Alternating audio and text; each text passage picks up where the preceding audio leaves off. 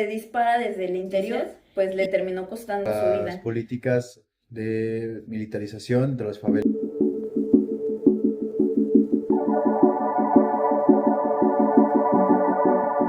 Bienvenidos a un día más de su podcast favorito, Voces Silenciadas, donde tratamos temas que han intentado ocultarnos y quitarle visibilidad. Hoy hablaremos de algo que hasta hace poco todavía tenía ciertas discrepancias, una violación a derechos humanos que conmocionó a Brasil y al mundo entero, un caso sobre una mujer política que en búsqueda de mejorar su lugar de origen fue callada. Hoy, el caso de Mariel Franco. Antes de comenzar, me gustaría hablar un poco de quién fue María Franco. Esa activista fue una mujer afrodescendiente, parte de la comunidad LGBT, también madre y propiamente también defensora de los derechos humanos a la edad de 38 años. Parece que muy joven para mí, bueno, dentro de lo que yo considero. También, a su vez, también ella pues proviene de los tratos o clase baja dentro de Brasil, específicamente de la favela de Maré en Río de Janeiro. Y a su vez cabe recalcar también que este tipo de favelas es todavía considerada con la más tasa de criminalidad más alta del mundo. Sí, bueno, y no se te olvide mencionar también que fue elegida como concejal en el gobierno de Río de Janeiro durante el mandato de Luis Fernando Pessoa, que fue en 2016 para el Partido de Socialismo y Libertad. Podemos decir que este pasado de violencia que vivió y sus características que le hacían pertenecer a grupos sociales vulnerables fue lo que motivó su carrera política y impulsó estos cambios en los tejidos sociales dentro de las favelas cariocas. Y bueno, hay que decir que para este punto ya había marcado una gran huella en puestos como coordinadora de la Comisión de la Defensa de los Derechos Humanos y Ciudadanía de la Asamblea Legislativa de Río de Janeiro, donde pues básicamente brindaba soporte jurídico y psicológico a las familiares víctimas de homicidios y de policías muertos o heridos, ¿no? Que aquí un poco, ¿no? El cómo ella falleció, ¿no? A qué causas y a manos de quién. Y pues antes de seguir avanzando, vamos a dar un poco de contexto, ¿no? Como para saber más del por qué se llevó a cabo y saber de dónde viene ella. Sí, claro. Bueno, para empezar, yo creo que es importante recalcar que dentro de su papel como concejala fue una de las mayores voces críticas por las políticas de militarización de las favelas de justamente Río de Janeiro por parte del presidente Michel Temer. Bueno, para los que no lo conocen, Michel Temer fue el presidente de Brasil mientras Mariel estaba como concejal. Eso no sabía.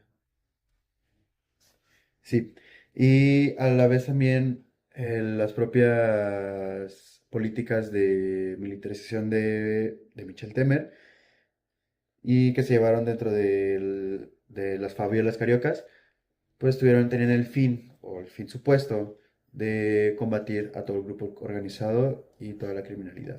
Y bueno, para sorpresa de nadie, pues esto, lo único que surgió, ¿no? El resultado de esto fue el derramamiento de sangre de civiles atrapados en el fuego, ¿no? Porque no se nos olvide que al final de cuentas en las favelas también vive gente normal, ¿no? Que no está en el crimen organizado o en los grupos criminales.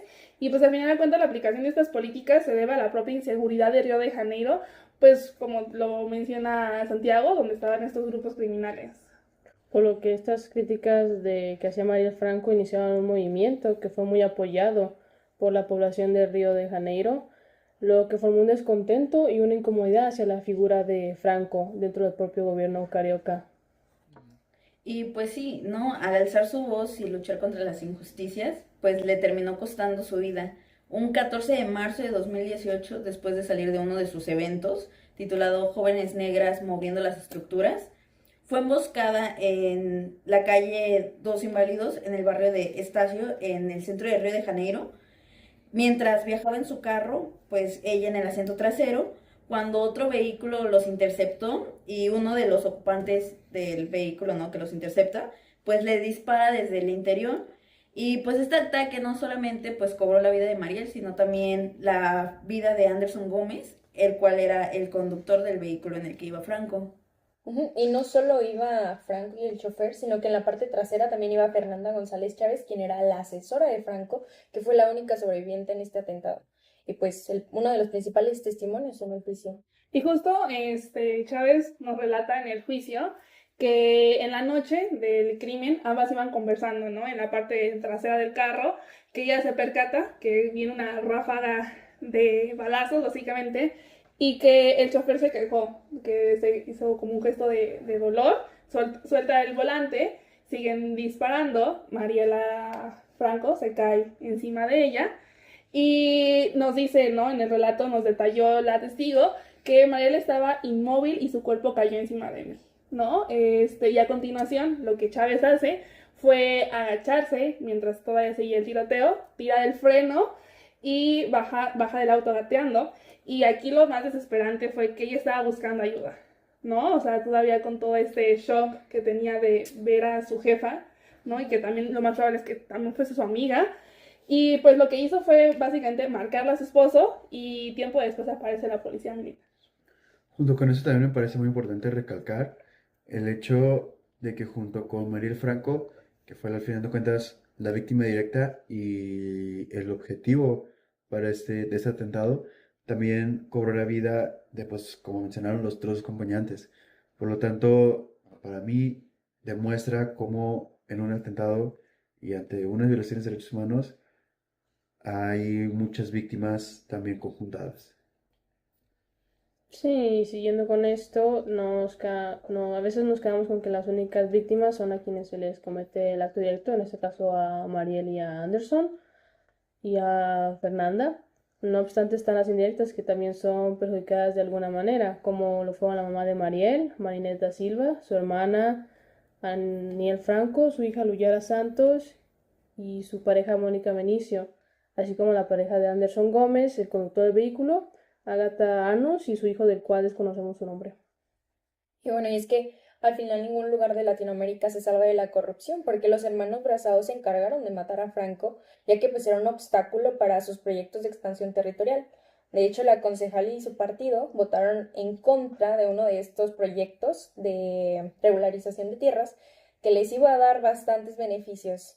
Y pues, como sabemos, al final una persona que quiere hacer el bien por su comunidad, pues pesa menos que un grupo de personas que solo les interesa el dinero y pues solo tienen un interés propio. Vaya. Y fíjate, aquí tenemos entonces a dos partes con las cuales al fin de cuentas Mariel Franco se encuentra en un peligro tanto a nivel federal, al ser una crítica por la militarización de Michel Temer, y también por dentro de su propia ciudad, al buscar combatir de cierta manera todo este tipo de corrupción, como detener este proyecto de, pues al fin de cuentas, dos diputados que iban a beneficiarse de ellos mismos. Sí, y pues entrando, ¿no? A esta parte de tipos de violación a derechos humanos que sucedieron, pues aquí tuvimos un pequeño debate, ¿no? Sobre cuál se llevó a cabo. Podemos empezar con que se evidencia que hubo aquiescencia, es decir, complicidad, puesto que uno de los actores materiales, Elcio de Queiroz, no estaba en servicio activo, fue expulsado antes de que se llevara a cabo el delito, siendo así un ex policía militar de Río de Janeiro, que actuó por órdenes de los actores intelectuales, el diputado federal Joao Brazao, su hermano Domingos Brazao, y el ex jefe de la Policía Civil de Río, Rivaldo Barbosa, que sí estaban activos en ese momento. Y luego ocurriría más adelante una misión por parte de las autoridades debido a varias obstrucciones que hubo en las investigaciones y en el acceso a la justicia. Entonces aquí tenemos claro dos cosas, ¿no? Que fue aquiescencia y omisión. Pero hay una tercera, y es la que yo les voy a discutir un poco, que es la de acción. Aquí la argumentación es básica. El otro miembro de parte, ¿cómo se dice? El otro actor material. Gracias. El otro actor material, el ex policía militar Ronnie Leza, el cual era un sargento retirado para el momento que se cometió el delito, seguía en el sistema. ¿A qué me refiero con esto? Que seguía recibiendo una pensión activa, ¿no? Al seguir recibiendo una pensión activa, sigue siendo un servidor público y pues sabemos que para que exista una violación de derechos humanos tiene que ser por parte de un servidor público. Y bueno, entonces, como un gran paréntesis, gracias a la pensión de ese sargento, de ese ex sargento, es que se llegó una indemnización y también se le dio dinero a los afectados, específicamente al hijo de el chofer de ese Anderson. Entonces, al recibir el dinero del gobierno y seguir ocasionalmente en servicio, a esto me refiero a que seguía participando de vez en cuando en la policía militar, lo sigue convirtiendo en un servidor público, como ya bien lo dije. Entonces, al tener esto, se dio una violación de derechos por acción. ¿En qué forma? Específicamente en una ejecución extrajudicial, que vamos a tocar un poco más adelante, el derecho que se violó, pero pues spoiler, es el derecho a la vida, ¿no? Y todo esto se argumenta bajo el derecho internacional de los derechos humanos y bajo otros principios que vamos a tocar más adelante. Y antes de tocar todo esto, vamos a ver cuáles fueron los otros derechos que se violaron. Me parece. Bueno, los principales derechos que se le violentaron a Mariel, pues, como ya se mencionó, el derecho a la vida, específicamente a la no privación arbitraria de la vida, el derecho a la a la libertad y seguridad de la persona, en este caso la seguridad frente a delitos y abusos, ¿no? Por parte de agentes del orden, y por último, el derecho a la libertad de expresión, particularmente la libertad de opinión y para difundir información. Bueno, y es que miren, al final estos están reconocidos también en la Constitución de la República Federativa de Brasil. Y me gustaría mencionar en el artículo donde se encuentran, que es el artículo 5, que nos habla de la inviolabilidad de la vida, en el párrafo 8, la inviolabilidad de la seguridad, y en el párrafo 4 y 9 nos habla de la libertad de manifestación, de pensamiento y expresión. Y aquí pues quiero hacer un paréntesis para decir que Brasil se encuentra dentro de varios tratados internacionales del régimen de los derechos humanos. Por eso les comentaré en dónde están fundamentados a un nivel internacional. En la Declaración Universal de los Derechos Humanos de la ONU, en el artículo 3, está el derecho a la vida. En este mismo artículo también se encuentra el derecho a la seguridad de la persona. Y en el artículo 19 está el derecho a la libertad de expresión. ¿Hay otros tratados en los cuales se fundamente? En este caso también aplicaría la Convención sobre la Eliminación de todas las formas de discriminación contra la mujer. En su artículo 2 está la obligación de los estados a condenar la discriminación y a garantizar el goce de derechos humanos. Y en la Convención Internacional sobre la Eliminación de todas las formas de discriminación racial, específicamente en el artículo 5, inciso B, el derecho a la seguridad personal y a la protección del Estado contra todo acto de violencia o atentado contra la actividad personal, ya sea cometido por funcionarios públicos o por cualquier individuo, grupo o institución. Por otro lado, también podemos ver en el artículo 19 del Pacto Internacional de Derechos Civiles y Políticos, en el artículo derecho a la libertad de opinión y de expresión. Ok, y entonces, a ver, nos has mencionado lo que hay a un nivel universal, ¿no? Que para pues esto hay que especificar un poquito que lo universal es donde todos los países que firman y ratifican pues tienen que llevarlo a lo estatal, a la Constitución en este caso, ¿no? Pero ¿qué hay del sistema interamericano? Otro disclaimer, el sistema interamericano pues es donde pertenece Brasil y básicamente pues es todo el régimen de derechos humanos en los que están los países de América.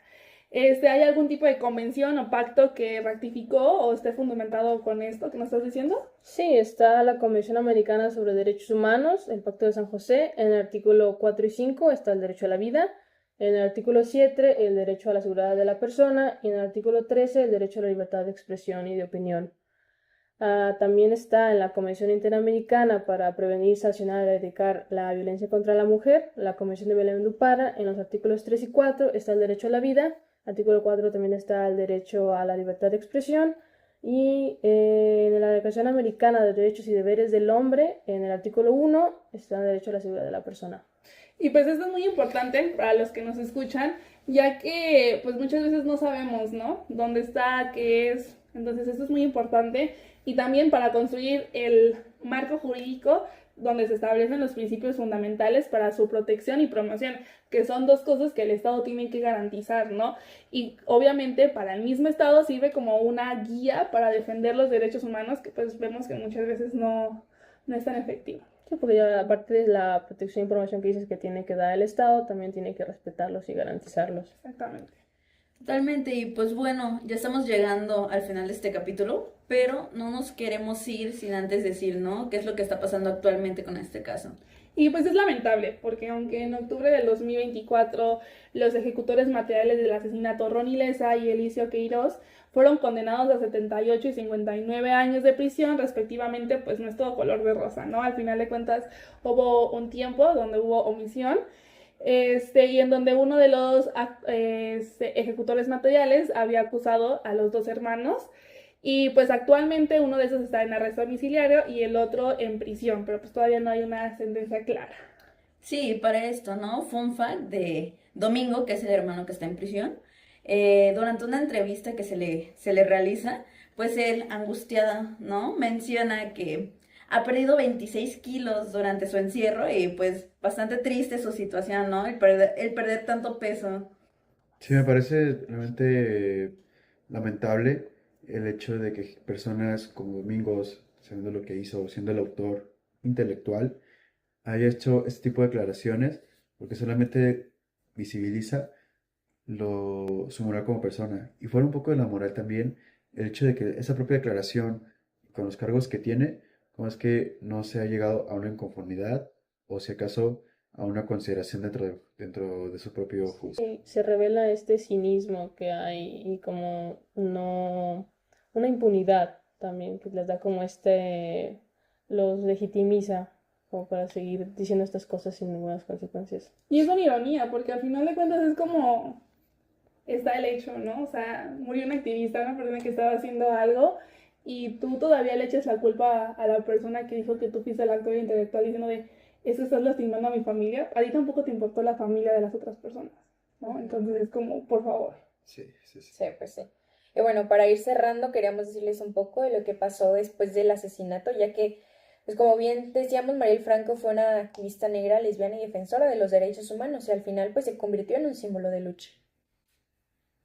Y sí, a fin de cuentas, este símbolo de lucha se transmitió hay ciertas formas. Una de ellas fue en un instituto que está bajo su nombre, Mariel Franco, del cual su principal objetivo se encuentra en el apoyar a mujeres que dentro del mismo contexto en el que estuvo Franco en algún momento, es decir, siendo afrodescendientes, perteneciendo a la comunidad LGBTQ y o siendo defensoras de los derechos humanos y madres, pues al final de cuentas se les busca apoyar e impulsar para que por ellas mismas logren también este cambio en el tejido social. Esta institución que por cierto está fundada y financiada por su propia familia. Ok, entonces tienen este propósito de abogar por un mundo más justo e igualitario, por que se consiga esta justicia por el asesinato de Mariel y por el de preservar y llevar adelante el legado de las luchas en las que se atrevió a hacer la voz.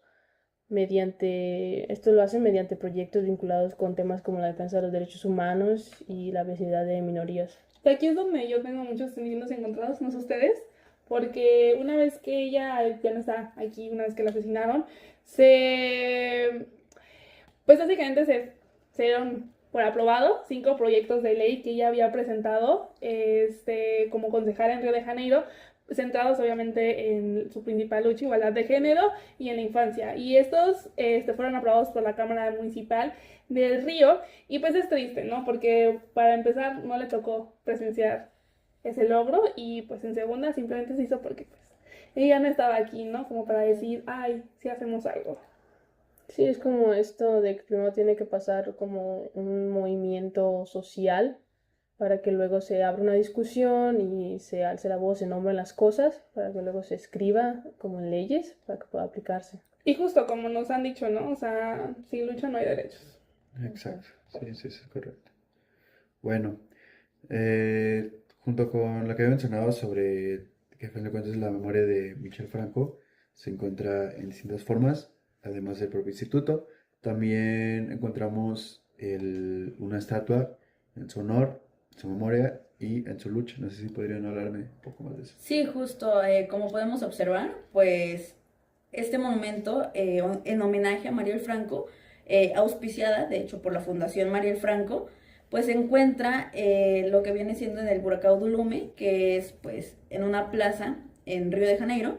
Esta fue inaugurada el 27 de julio de 2022, que coincide justo con su cumpleaños número 43 de Mariel, que fue realizada por el artista Edgar Duvivier, la cual pues es una figura de tamaño real, y pues la muestra con el puño levantado y el gesto de quien organiza y resiste. El puño levantado simboliza resistencia, memoria de las luchas por las mujeres negras, la comunidad LGBT+, las periferias y las víctimas de violencia político-criminal. Obviamente hay más murales, estatuas, pero esta es la más simbólica por el lugar donde está.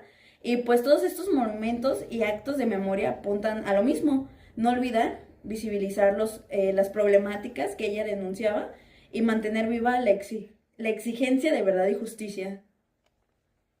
Bueno, muchísimas gracias por escuchar el podcast.